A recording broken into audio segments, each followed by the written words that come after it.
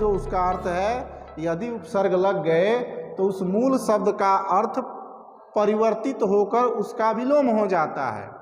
एक परिवर्तन होता है कि मूल शब्द में और भी सुंदरता आ जाती है या और भी बढ़ा चढ़ा करके कही जा सकती है। उदाहरण के तौर पर देखें तो यहाँ पर लिखा है ब्याही, और ब्याही अर्थात ब्याही गई, जिसका ब्याह हो गया हो, लेकिन हम उसमें एक उपसर्ग जोड़ दिए बिन, तो बन गया बिन ब्याही। अब ब्याही और बिन ब्याही में अर्थ परिवर्तन हो गया। मूल शब्द ब्याही था और उसमें उपसर्ग जोड़ा बिन और बन गया बिन ब्याही, तो दोनों के अर्थ में परिवर्तन हो गया कि यह बिन ब्याही अर्थात जिसका विवाह न हुआ हो, अर्थ परिवर्तित हो गया। उसी तरह से हमने दूसरा बताया कि उसमें और भी बढ़ जाता है, सुंदरता उसकी बढ़ जाती है।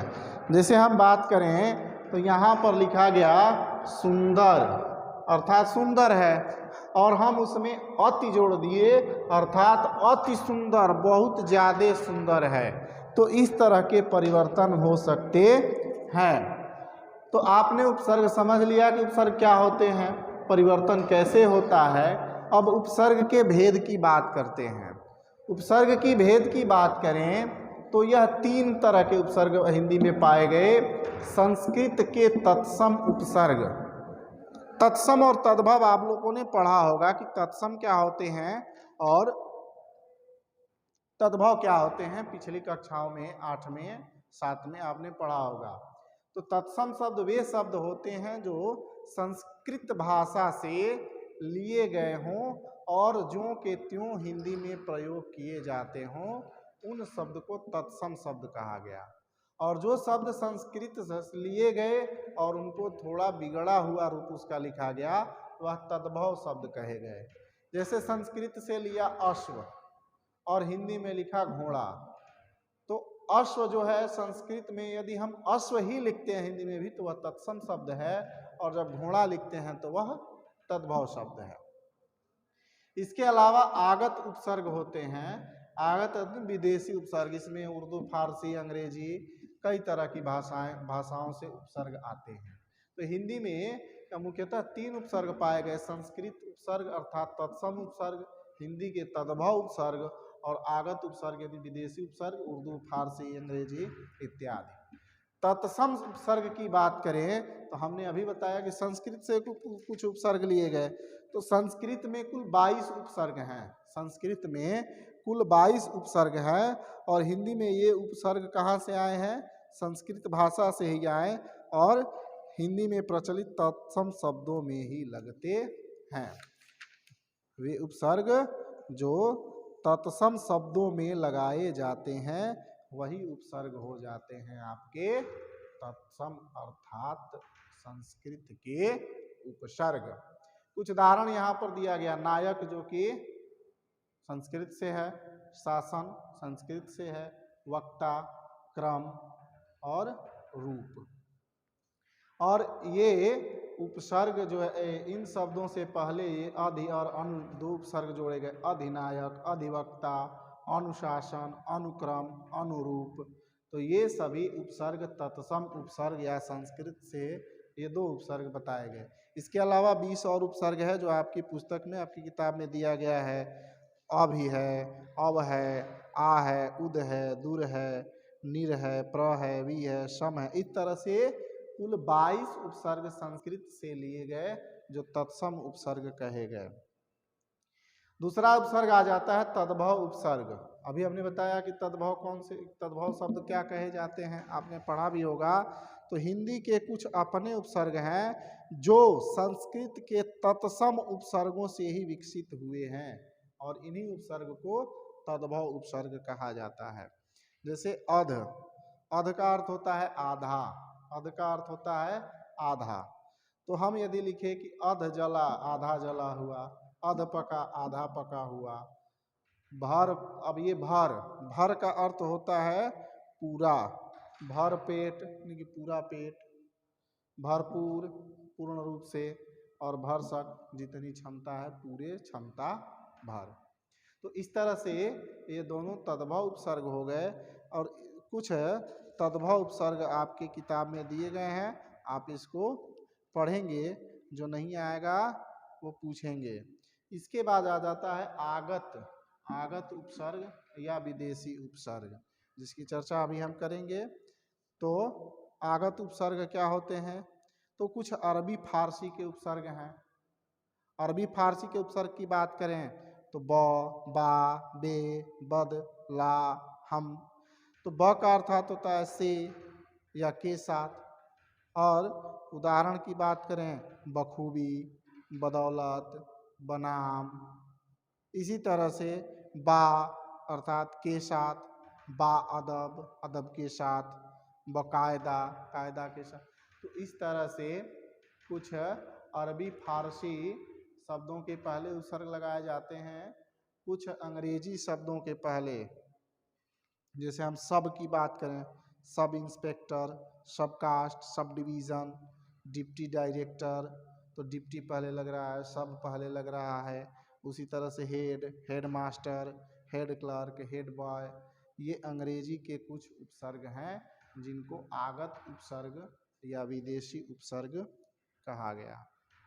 तो अभी यहाँ तक देखेंगे, इसके आगे की बात करेंगे अभी। तो हमने उपसर्ग देखा, उपसर्ग के भेद को देखा।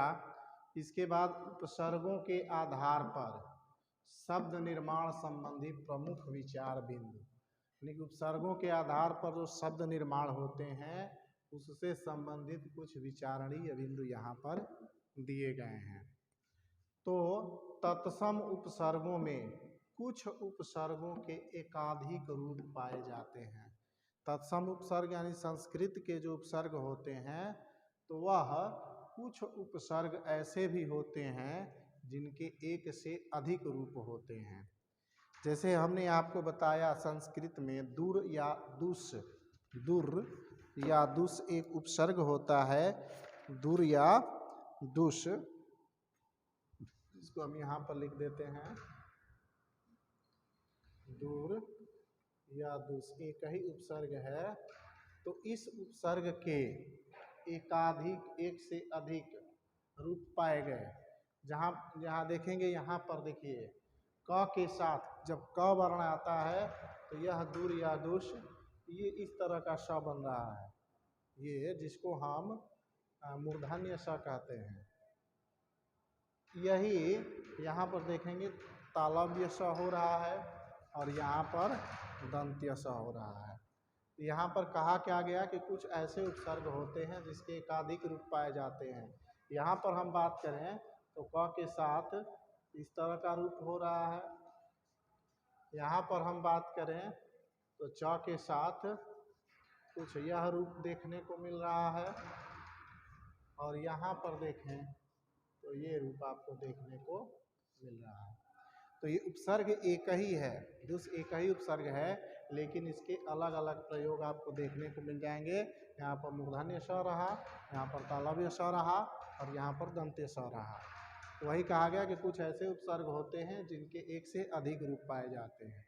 दूसरा है कि संस्कृत के निषेधवाची अन, ये हलंत अन है, उपसर्ग का रूप हिंदी में अन के रूप में परिवर्तित हो जाता है। संस्कृत का जो निषेधवाची अन है उसका हम यदि उस उपसर्ग को यदि हम लगाते हैं शब्द के साथ तो वह हलंत हट करके पूरी तरह से अन हो जाता है। जैसे चाहा के साथ यह अन उपसर्ग लगाया गया, अनचाहा हो गया।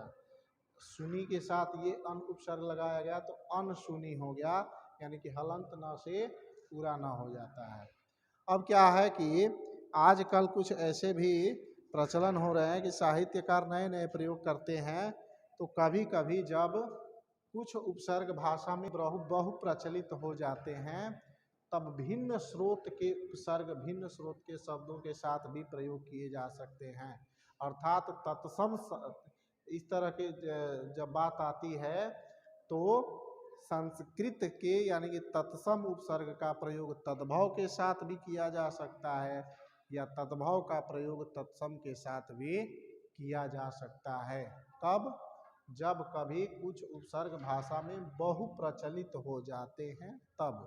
जैसे हम था की बात करें, अथाह बेजोड़ है, बे अभी आपको बताया गया कि यह फारसी है और फारसी के साथ ये हिंदी यानी कि तद्भव शब्द जोड़ा गया।